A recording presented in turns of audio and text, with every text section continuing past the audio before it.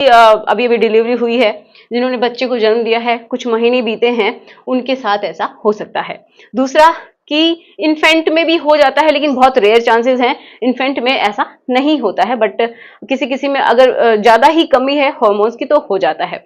अब दूसरा देखिए, ये बहुत इंपॉर्टेंट है, छोटी बच्चियां, लगभग ये समझिए 2-2.5 साल से लेके और 6-7 साल की जो बच्चियां होती हैं, उनमें ऐसा हो जाता है। बहुत बार ऐसा हो जाता है, अगर माँ बाप ठीक से ध्यान नहीं देते हैं तो ये प्रॉब्लम आती है। और ये मेरा देखा हुआ एग्जाम्पल है। एक लड़की 2-2.5 साल की थी जिसके साथ ऐसा हुआ था। ओके, अब कुछ जो फीमेल्स जिनकी ओव्यूलेशन जो खत्म हो जाता है, मतलब उसके जो पीरियड्स है ना धीरे धीरे बंद होने वाले हैं, ठीक है, या फिर जस्ट अभी बंद हुए हैं, मतलब वो 35 से 40 साल के बीच में है या फिर थोड़ा बहुत उससे ऊपर है, उनके साथ ऐसा हो जाता है। और जिनकी मतलब ये समझिए मेनोपॉज हो चुका है, जो वृद्धावस्था में चली गई हैं, उनके साथ भी ऐसा हो जाता है। अब प्रॉब्लम कहाँ आती है कि ये लोग भी इतना नहीं शर्माते, जो बता देते हैं, ठीक है, अपने हस्बैंड से बात कर लेंगे या फिर अपनी फैमिली मेंबर से बात कर लेंगे, लेकिन ये छोटी बच्ची है, इनको तो पता ही नहीं है कि क्या हो रहा है मेरे साथ।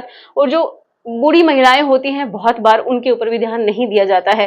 तो आप सभी से रिक्वेस्ट है कि अच्छे से अपने जो पेरेंट्स हैं, जो वृद्ध लोग हैं, उनकी अच्छे से केयर करनी है। तो ऐसा हो जाता है, क्यों होता है ये अब मैं बताती हूँ। तो देखिए, ये होता है हॉर्मोन्स की वजह से। हमारे जो हॉर्मोन्स है ना, जब जैसे जैसे हम जवान होते हैं, तो स्पेशली जो एस्ट्रोजन हार्मोन है, वो हमारा क्या हो जाता है, इंक्रीज होना शुरू हो जाता है। जब ये हार्मोन बढ़ता है ना, तो ही क्या होता है, हमारे पीरियड्स आना शुरू होते हैं। जो फीमेल है वो थोड़ी अट्रैक्टिव होने लगती है, उसकी बॉडी के अंदर थोड़े से फैट के डिपोजिशन होने लगते हैं, है ना। तो इस तरीके से जब एस्ट्रोजन का लेवल बढ़ता है, तभी उसका ओव्यूलेशन, मतलब उसकी जो ओवरीज है वो बहुत अच्छे से काम कर रही हैं।